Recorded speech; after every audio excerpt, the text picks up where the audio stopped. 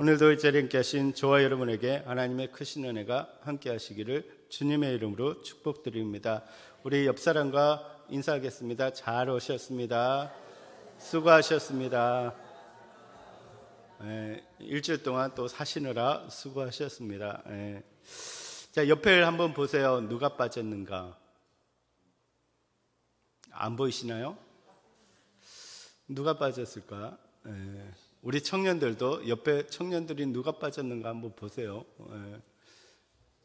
그러니까 저는 좀 그런 열정이 있으면 좋겠어요. 이렇게 주일에 좀 와가지고 좀 일찍 와가지고 누가 빠졌나 이렇게 보시면서 이렇게 빠진 사람이 있으면 내가 좀 친하고 또 내가 또 아는 사람이면 전화해가지고 오고 있죠?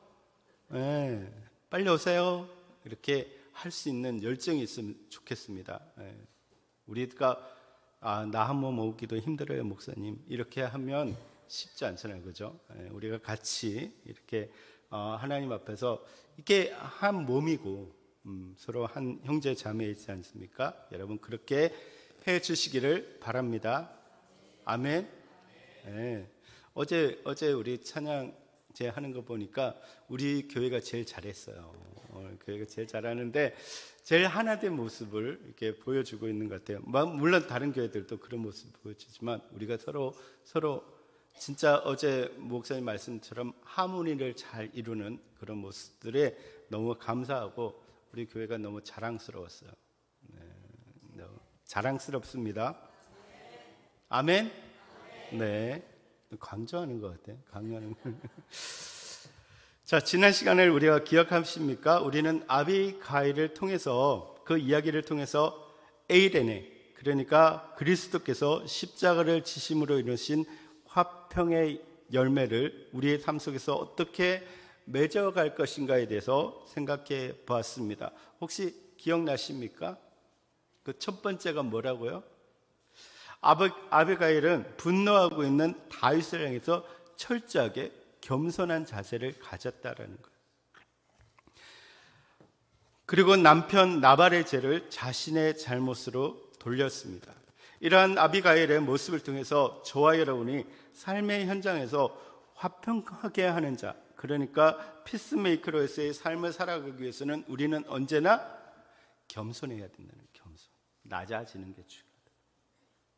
그리고 다른 사람들의 죄와 허물을 지적하기보다는 공감해주고, 그리고 같은 마음으로 하나님께 용서를 구하는, 그때 우리가 피스메이커의 역할을 감당할 수 있다는 거예요. 여러분, 공감해주는 여러분 되시기를 바랍니다. 잘못에 대해서 지적하는 것이 아니라 공감하는 거예요. 그리고 안아주는 거예요. 여러분, 우리가 이 지역을 안을 수 있는 교회가 되기를 바랍니다. 이 지역의 잘못된 부분들을 지적하기보다는 우리가 정말 그것을 안고 같이 기도하는 그런 모습이 되기를 주님의 이름으로 축복드립니다. 그 다음으로 아비가일은 다윗에게 이전에 누렸고 지금도 누리고 있는 하나님의 은혜를 상기시키는 것을 보게 됩니다. 그러니까 다윗이 자신을 죽이려고 다윗을 쫓아다니는 그 사울에게서 하나님께서는 그를 생명사계로 사서 그를 지키고 돌보셨다라는 사실을 알려주었습니다. 저는 이 생명사계라는 말이 너무나 은혜가 됩니다. 하나님께서 마치 우리를 어린아이같이 그 보자기로 감싸 안으시고 지키시고 보호해 주신다는 거예요.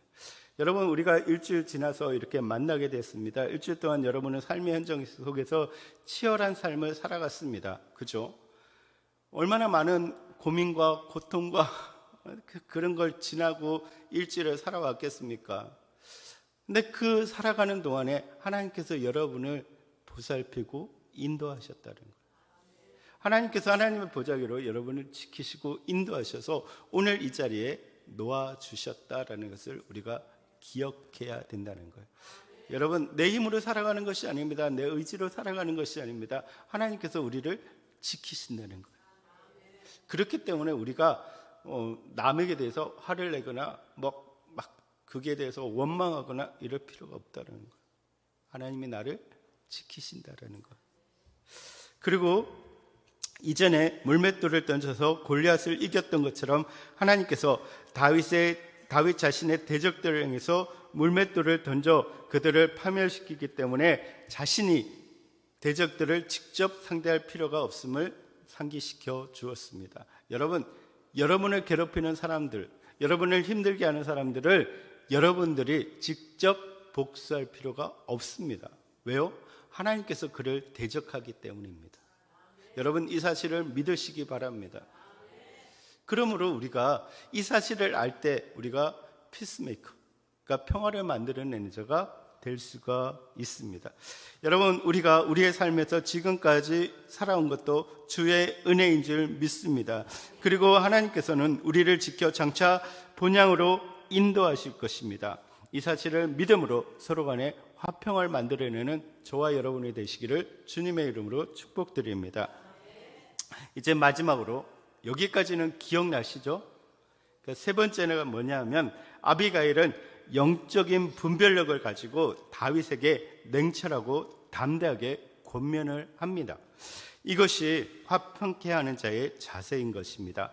사무엘상 25장 30절에서 31절을 보시면 여호와께서 내 주에 대하여 하신 말씀대로 모든 선을 내 주에게 행하사 내 주를 이스라엘의 지도자로 세우실 때에 내 주께서 무죄한 피를 흘리셨다든지 내 주께서 친히 보복하셨다든지 함으로 말미암아 슬퍼하실 것이 없고 내 주의 마음에 걸리실 것은 없으시리니 다만 여호와께서 내 주를 후대하실 때 원하건대 내 주의 여종을 생각하소서 하니라.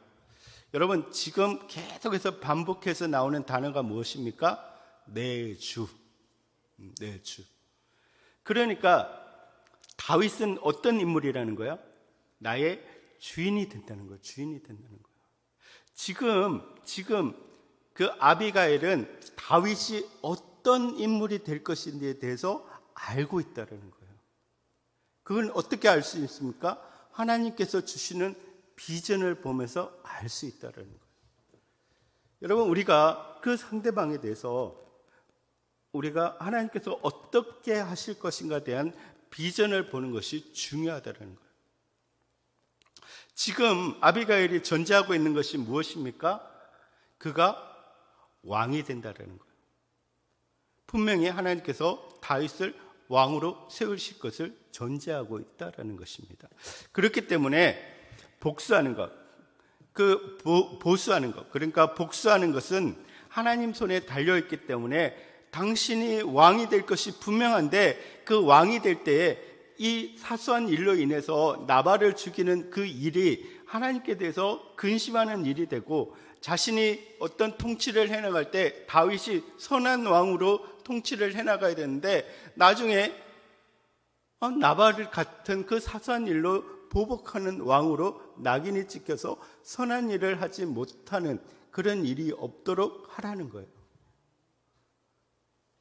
여러분, 우리가 분명한 건 그거예요. 우리가 하나님께서 주시는 그 마음들, 하나님께서 주시는 그 비전들을 우리가 분별하고 살아갈 수 있어야 된다는 거예요. 여러분, 우리가 누구입니까? 우리의 자신에 대해서 분명한 비전을 가지고 있기를 주님의 이름으로 축복드립니다. 하나님은 우리가 이 자리에 머물러 있기를 원하지 않으시고 그렇게 하시는 분이 아니십니다. 하나님은 우리를 하나님의 일을 감당하는 하나님의 일꾼으로 세우기를 원하십니다. 이것이 하나님께서 우리에게 주시는 비전인 줄 믿습니다. 우리 청년들을 향해서 주시는 하나님의 비전인 줄 믿습니다. 그렇다고 한다면 지금 이 사소한 일로 인해서 하나님께서 이루실 그 일에 대해 흠집을 남겨서는 안 된다라는 것을 말씀해 주고 있습니다.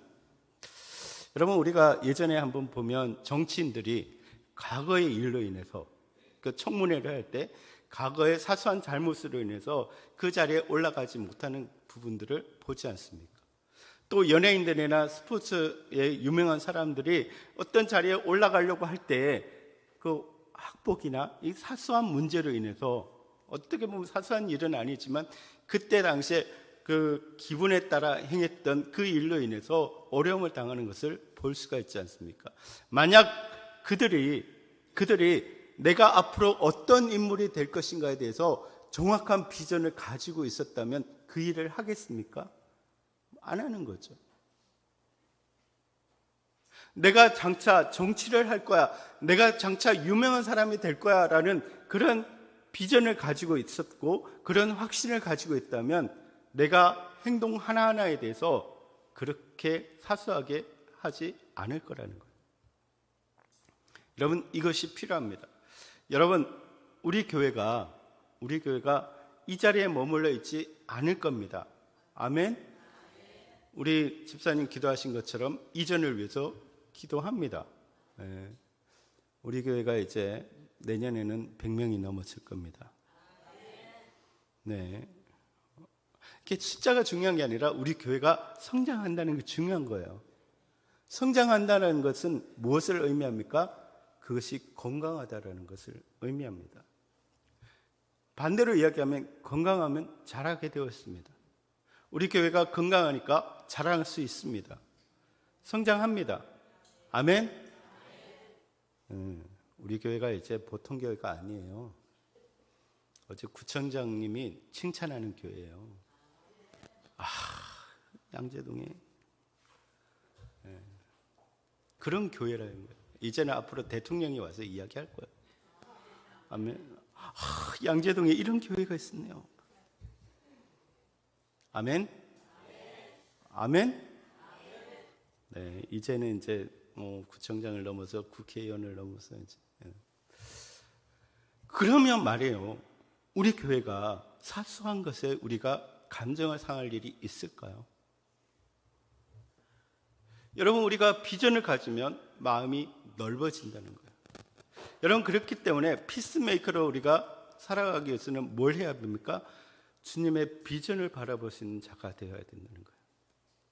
그리고 그 비전을 알려주는 자가 되어야 된다는 거예요. 그럴 때 이 사소한 문제를 해결할 수 있다. 그 가운데 평화를 만들어낼 수 있다라는 것입니다. 여러분, 우리 자녀를 볼 때도 그렇게 보는 여러분 되시기를 바랍니다. 지금은 저놈의 자식 정말 말도 안 듣고 속상해 죽겠는데 이 망할 자식 이렇게 말하지 마시기 바랍니다. 우리는 어떻게 얘기해야 됩니까? 하나님의 큰 일을 감당할 자식. 아멘. 하나님께서 정말 지도자로 세우실 자식. 네. 우리의 비전이 그렇게 되면 그 아이에 대해서 어떻습니까? 화가 납니까? 잘 모셔야죠. 잘 모셔야죠. 뭐라고 하기보다는 잘 모셔야죠. 뒤에 아비가일이 뭐라고 이야기합니까? 하나님께서 당신을 왕으로 세울 때 나를 기억해 주십시오. 그게 믿음의 고백이잖아요. 그럴 때 정말 피스메이커의 역할을 감당할 수 있다라는 것입니다. 여러분, 정말 평화를 만들어내는 여러분 되시기를 주님의 이름으로 축복드립니다. 그래서 필요한 것이 뭐라고요? 영적인 분별력이 필요하다라고 말하고 있습니다. 이제 오늘은 이 화평에 대한 말씀에 이어서 오늘 본문의 말씀을 통해서 오래 참음에 대해서 말씀을 나누고자 합니다. 아시는 것처럼 오래 참는 것은 단순히 고통을 견디는 것을 넘어서 인내와 끈기를 가지고 있다라는 것을 의미합니다. 이것은 하나님의 여러 성품들 중에 하나이기도 합니다. 그리고 이것은 어려움에 대한 복수나 보복 없이 견뎌내는 능력과 함께 다른 사람들의 약점과 결점을 참고 기다려주는 능력을 의미합니다. 그러니까 피스메이커와 그 조금 연결이 되어 있는 그런 조건이기도 합니다. 오늘 본문은 이러한 오래 참음에 대한 많은 교훈을 줍니다. 먼저 7절 상반절을 보시면 그러므로 형제들아 주께서 강림하시기까지 길이 참으라. 보시면 성경은 인내하는 오래 참음의 기간에 대해서 이야기하는데 언제까지 참아야 된다는 거예요? 주님이 강림하실 때까지. 그러면 언제까지라는 거야? 이 땅이 마지막 때까지. 이 땅에 종말이 있을 때까지. 그러면 가까이 생각해 보면 뭐예요? 우리가 죽을 때까지. 네. 언제까지 참으라고요? 죽을 때까지 참으라는 거예요. 죽을 때까지. 8절에도 동일하게 말씀하고 있습니다. 보시면 너희도 길이 참고 마음을 굳게 하라. 뭐 하라고요? 주의 강림이 가까우니라. 언제까지 참으라고요? 주의 강림 때까지. 그 9절에서는 한 번 더 말씀하고 있습니다. 형제들아 서로 원망하지 말라. 그리하여 심판을 면하리라. 보라 심판주가 문 밖에 서 계시니라. 그러니까 언제까지 참으라고요? 주의 오시기까지. 그렇게 하면 좀 멀잖아요. 나 죽을 때까지. 죽을 때까지 참으라는 거예요. 인내는 언제까지 하고요? 죽을 때까지. 죽을 때까지 인내해야 돼요. 그러니까 이제 앞으로 저에게 묻지 마십시오. 언제까지 참아야 됩니까, 목사님? 죽을 때까지. 죽을 때까지 참아야 됩니다. 저 인간을 언제까지 참아야 됩니까? 죽을 때까지. 그러면 어떻게 해야 됩니까? 내가 먼저 죽는 게 좋습니다. 그러면 어떻게 죽습니까? 나를 죽여야 합니다. 내 안에 있는 나를 죽여야 합니다. 그죠? 그렇게 참아야 합니다. 여러분, 참는 끈기가 여러분에게 있기를 주님의 이름으로 축복드립니다. 앞서 야고보는 1절에서 6절까지의 말씀을 통해서 불의한 부자들이 가난한 성도들에게 어떻게 행했는지에 대해서 고발하면서 그들이 울며 통곡해야 할 것을 경고했습니다. 그러니까 불의한 부자들은 가난한 성도들에 대해서 임금을 착취했습니다. 그리고 죄가 없는 성도들을 감옥에 보내고 오히려 죽였습니다. 야고보는 이러한 불의한 부자들은 지금 당장은 괜찮아 보이지만 주님께서 오시는 그 마지막 날에 반드시 심판을 받을 것이기 때문에 울고 통곡하고 회개해야 된다라고 말씀하고 있습니다. 그리고 고통당하는 성도들에게는 그럼에도 불구하고 인내할 것을 요구하고 있습니다. 사실 이를 통해서 야고보는 고통당하는 사람들을 위로하고 있는 것입니다. 그러니까 이 길이 참으라는 이 말은 수동적인 의미에서 그냥 잘 참고 견디라는 그 권면이 아니라 하나님께서 계시는 것과 하나님께서 마지막 날에 그들을 심판하실 것을 믿으면서 적극적으로 참고 기다리라는 의미의 권면이라고 말할 수가 있습니다. 그냥 두고 봐. 네가 잘 되나 두고 봐. 이런 오래 참음이 아니라 하나님께서 반드시 오실 것이고 이 땅에 다시 오실 것이고 이 땅을 심판하실 것이고 우리에게 은혜를 베풀어 주실 것을 확실히 믿고 기다리는 거예요. 이게 오래 참음이라는 거예요. 옛날처럼 허벅지를 찌르면서 참아야 돼 이게 아니라 믿음을 가지고 참으라고 이야기를 하고 있습니다. 여러분, 오늘날 어떤 불의한 세상에 살아가다 보면 다른 사람들에게 억눌림을 당하고 부당한 대우를 받을 때가 있습니다. 직장 상사를 생각하면 정말 적을 죽여 말려. 원수 같은 그 사람들을 보면 제가 예전에 그런 적이 있어요. 저의 직장 상사는 누구였겠습니까? 우리 교회 아닙니다. 오해하지 마십시오. 우리 교회 아닙니다. 그 이전에 제가 만났던 그 직장 상사들 어떨 때는 새벽에 불러가지고 진짜 계단에 서서 그런 적도 있어요. 그러면 뭐가 올라옵니까? 죽여 말려. 때려쳐? 그런 마음이 올라오죠.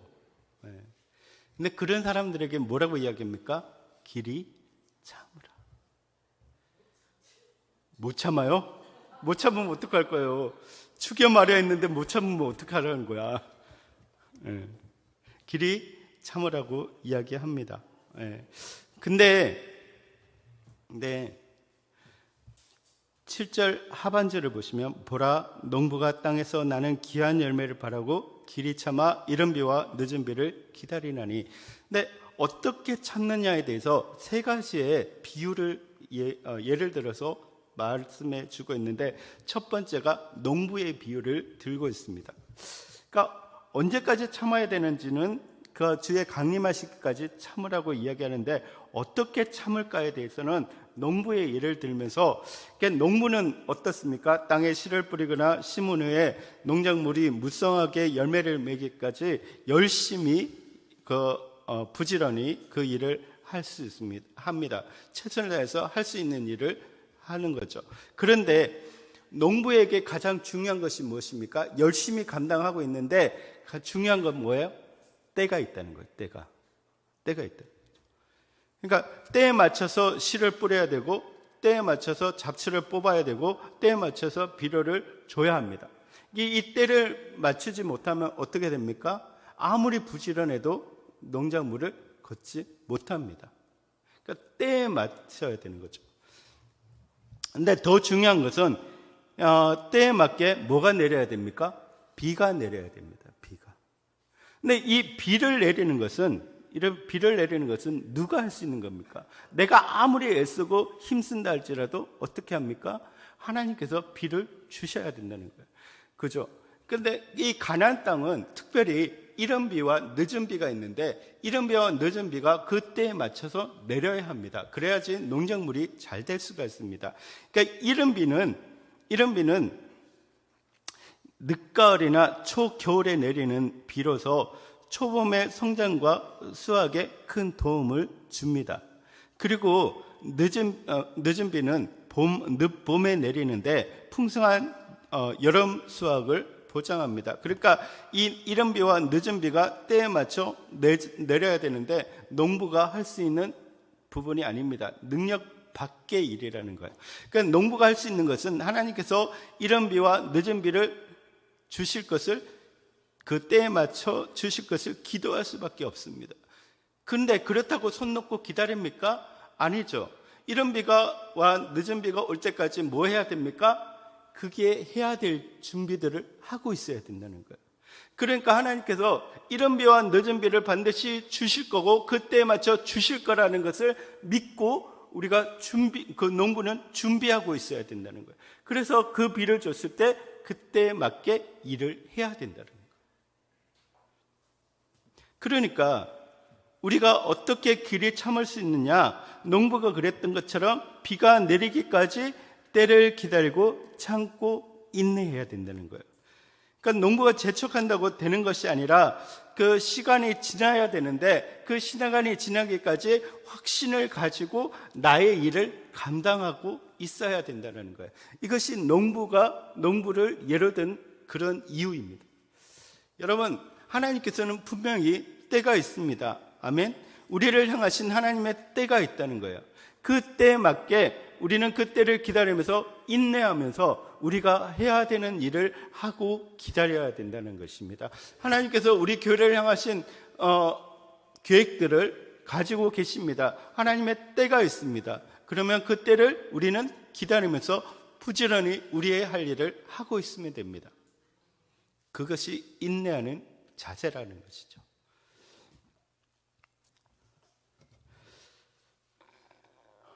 마찬가지로 그리스도의 재림 역시 시간이 지나면서 그 전까지 이루어야 되는 일들이 다 지나가야 됩니다. 땅끝까지 이르러 복음이 전파되어야 되고 요한계시록에 기록된 모든 재앙들이 지나가야 됩니다. 그러므로 반드시 비가 내리는 그때를 믿음으로 기다리며 인내해야 된다는 것입니다. 여러분, 주님의 오심을 믿습니까? 그렇다면 그 믿음을 가지고 인내하며 기다리는 여러분 되시기를 주님의 이름으로 축복드립니다. 그래서 신앙에 한 걸음 한 걸음 갈 때 고통과 어려움이 있다 할지라도 주님의 때를 분명히 기다리면서 우리가 인내하며 걸어갈 수 있어야 된다는 것입니다. 이와 관련해서 8절에서 너희도 길이 참고 마음을 어떻게 하라고요? 굳건하게 하라고 말하고 있습니다. 이 굳건하게 한다는 말은 확고하다, 고정하다, 확립하다, 확고부동하게 고정한다라는 의미를 가지고 있습니다. 그러니까 우리의 마음을 어디에다가, 여기에다가, 말씀에다가, 신앙에다가 딱 박아놓고 때를 기다리고 한 걸음 한 걸음 걸어가야 된다는 거예요. 아멘. 또 두 번째 예는 뭡니까? 선지자입니다. 10절에 보시면 형제들아 주의 이름으로 말한 선지자들을 고난과 오래 참음의 본으로 삼으라 라고 말씀하고 있습니다. 성경에서 볼 수 있는 것처럼 하나님의 이름으로 말씀을 선포했던 선지자들은 하나같이 고난과 고통을 당했습니다. 그들은 사람들이 좋아하는 말이 아니라 하나님께서 하신 말씀을 전하기 위해서 대적자들에게 공격을 받았습니다. 그러나 그들은 인내했습니다.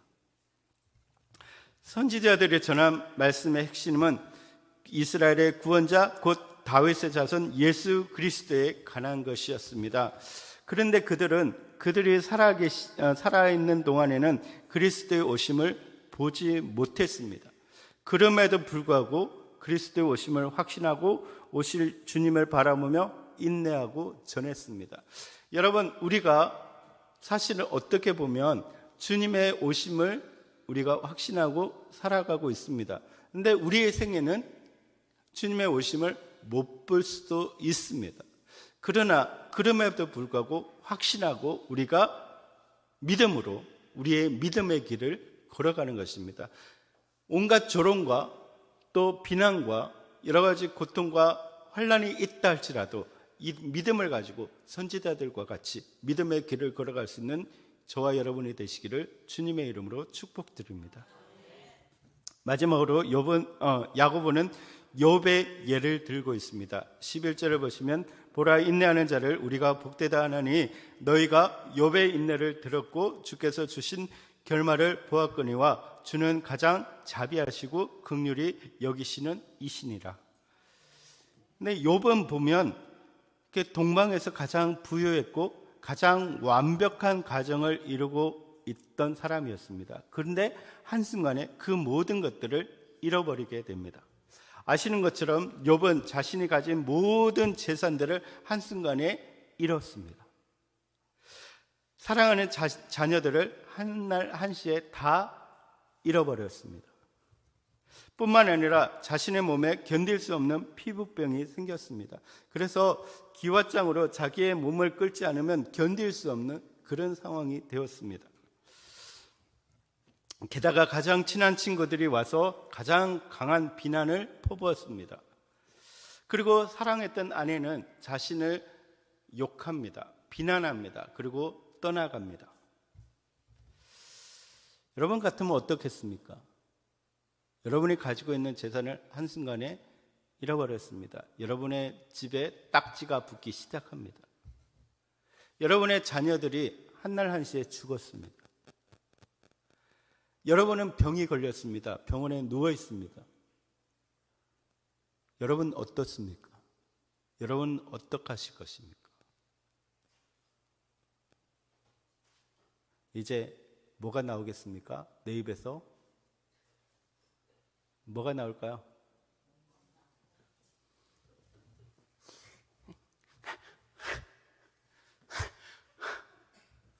도대체 이게 뭡니까? 네. 근데 욥은 어떻게 고백합니까? 욥기 1장 20절에서 21절입니다. 욥이 일어나 겉옷을 찢고 머리털을 밀고 땅에 엎드려 예배하며 이르되 내가 못해서 알몸으로 나왔사온즉 또한 알몸이 그리로 돌아가올지라. 주신 이도 하나님이시요 거두신 이도 여호와시니 여호와의 이름이 찬송을 받으실지니라. 여러분 이렇게 고백할 수 있습니까? 그 병상에 엎드려 가지고 하나님, 내가 지금 하나님을 예배합니다. 주신 것도 하나님이시고 가져가신 분도 하나님이시지 않습니까? 하나님, 내가 정말 하나님을 찬송합니다.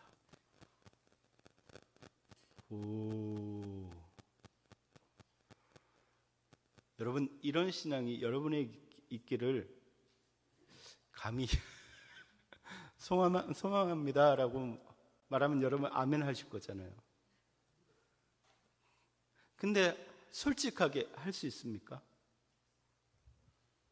저는 못할 것 같습니다. 저는 쉽지 않습니다. 여러분은 쉽습니까? 쉽지 않습니다. 솔직하게 쉽지 않습니다. 재산 있는 건 그래도 그럴 수 있어요. 근데 사랑하는 자식을 잃었어요. 내 몸이 아파요. 너무 괴로워요. 근데 여전히 하나님을 믿는다고 고백. 저는 가끔 그렇게 기도하거든요. 너무 힘들고 어려울 때 진짜 하나님 계십니까? 진짜 하나님 계시면 왜 이런 일이 일어납니까? 우리 성도님들 아프고 힘들면요, 진짜 눈물을 흘리면서 그렇게 기도하거든요. 하나님 진짜 살아계신다면서요. 하나님 내게 말씀을 전하라고 이야기를 했잖아요. 근데 왜 이런 일이 일어납니까? 왜 이 성도들이 이렇게 고통당합니까? 왜 그들이 아파해야 됩니까? 왜 그들이 눈물을 흘려야 됩니까? 원망하거든요. 여러분, 근데 인내하라고 이야기하는 거예요. 말씀이 욥처럼 이런 고백을 하라고 이야기하거든요.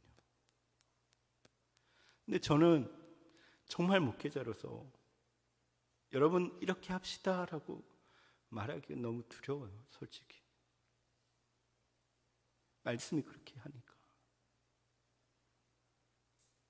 근데 그럼에도 불구하고 여러분, 인내하는 여러분 되시기를 바랍니다. 진짜로.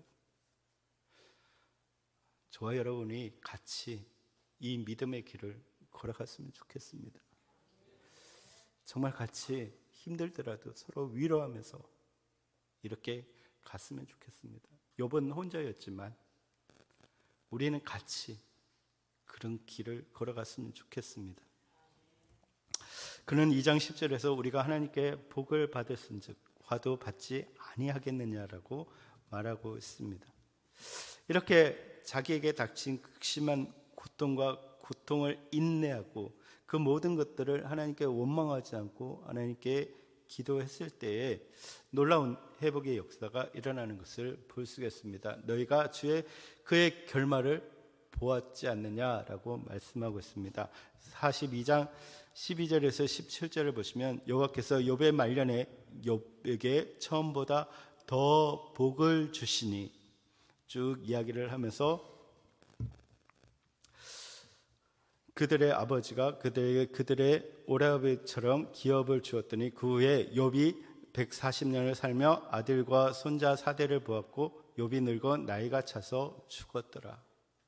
하나님께서 그 모든 것들을 회복시키고 복을 주시는 것을 볼 수가 있습니다. 여러분, 우리가 성경을 통해서 결말을 보았습니다. 힘들고 어렵지만 이 믿음을 가지고 한 걸음 걸어가는 여러분 되시기를 주님의 이름으로 축복드립니다. 여러분, 우리가 농부처럼 선지자처럼 욥처럼 주님이 오시기까지, 내가 죽기까지 오래 참고 인내하는, 그래서 믿음의 길을 걸어가는 여러분이 되시기를 주님의 이름으로 축복드립니다.